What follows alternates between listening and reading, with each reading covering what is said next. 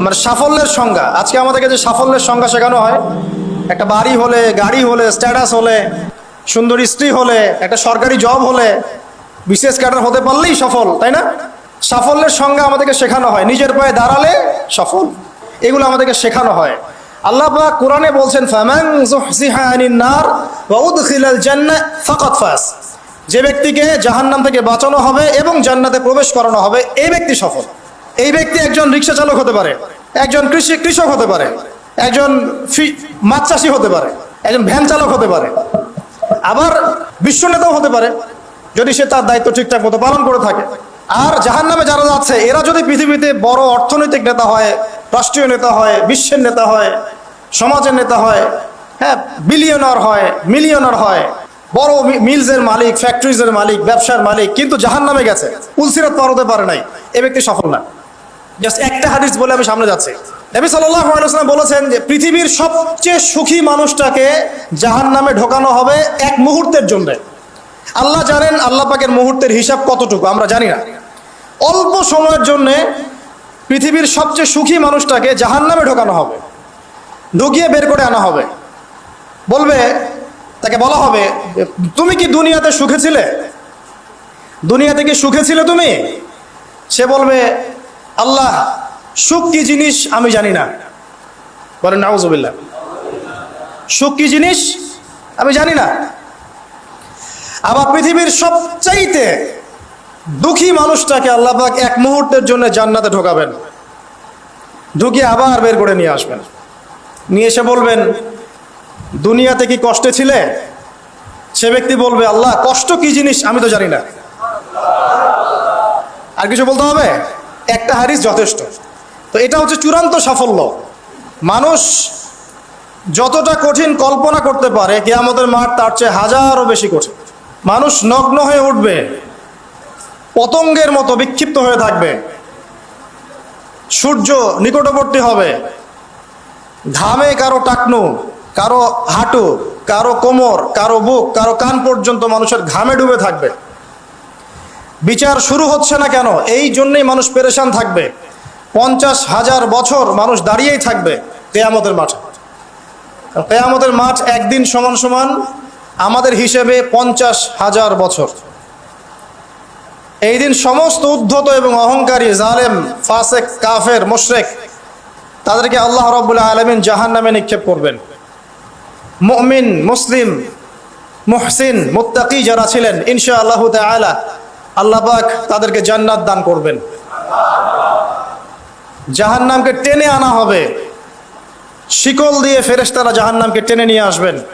জাহান্নাম গর্জন করতে থাকবে, তার উপরে পুলসিরাত স্থাপন করা হবে এবং এই পুলসিরাত পার হতে হবে প্রত্যেক আদম সন্তানকে। মানুষ যার যার নেক আমলের গতি অনুযায়ী পুলসিরাত পার হবে।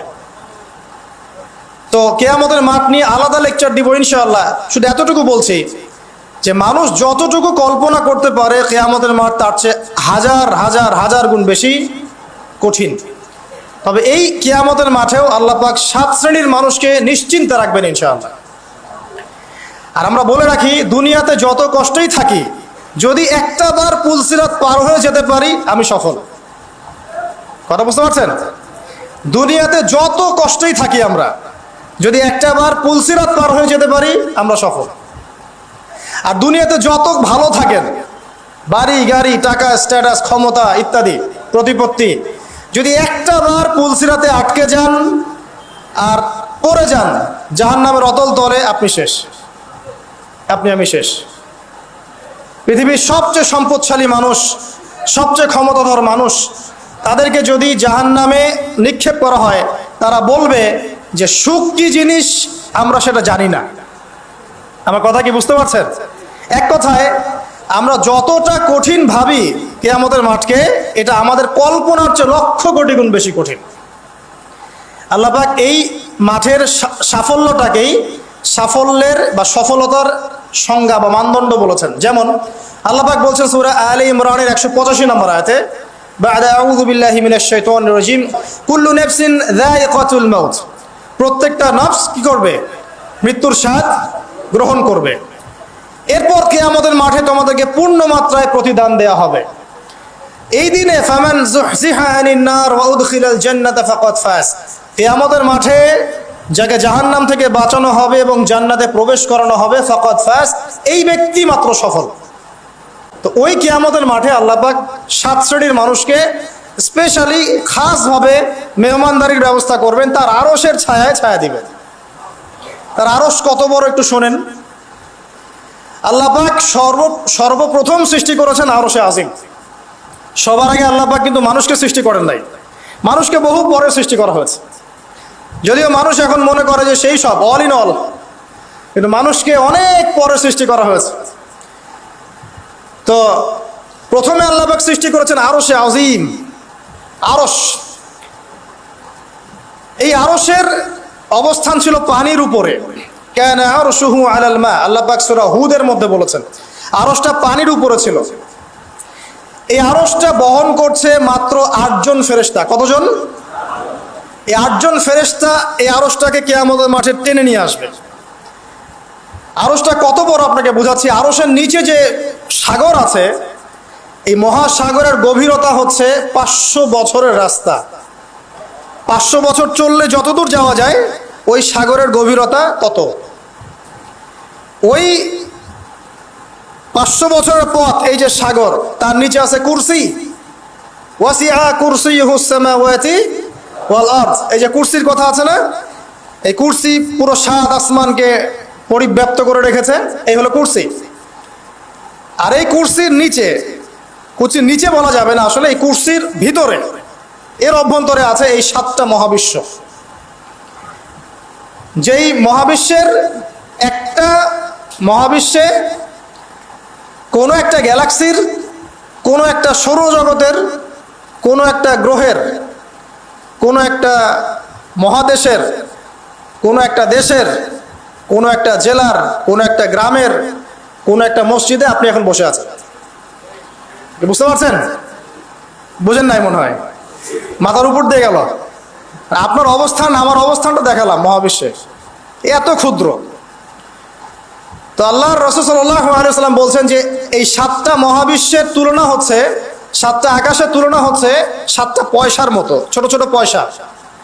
এই পয়সাটাকে যদি আমরা একটা থালার মধ্যে রাখি, থালা বা ঢাল এর মধ্যে রাখি, তাহলে তুলনাটা যেমন হবে, একটা থালার মধ্যে 7টা পয়সা। ঠিক কুরসির তুলনায় এই 7টা মহাদেশ, সরি 7টা মহাবিশ্ব এত ছোট। কুরসির তুলনায় 7টা মহাবিশ্ব এত ছোট, একটা থালার মধ্যে 7টা পয়সা রাখলে যত ছোট দেখা যায়। মাথা ঘুরছে?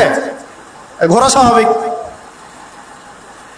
তারপরে নবী সাল্লাল্লাহু আলাইহি ওয়াসাল্লাম বলছেন, এখন এই 7টা পয়সা ভর্তি এই ঢাল বা থালাটাকে যদি আমরা একটা মরুভূমিতে ফেলে দেই, বিশাল মরুভূমি, এখানে ফেলে দিলাম এই থালাটাকে যেখানে 7টা পয়সা আছে, তাহলে এই মরুভূমির তুলনায় এই ঢাল যত ছোট, ওই আরশের তুলনায় কুরসি এত ছোট।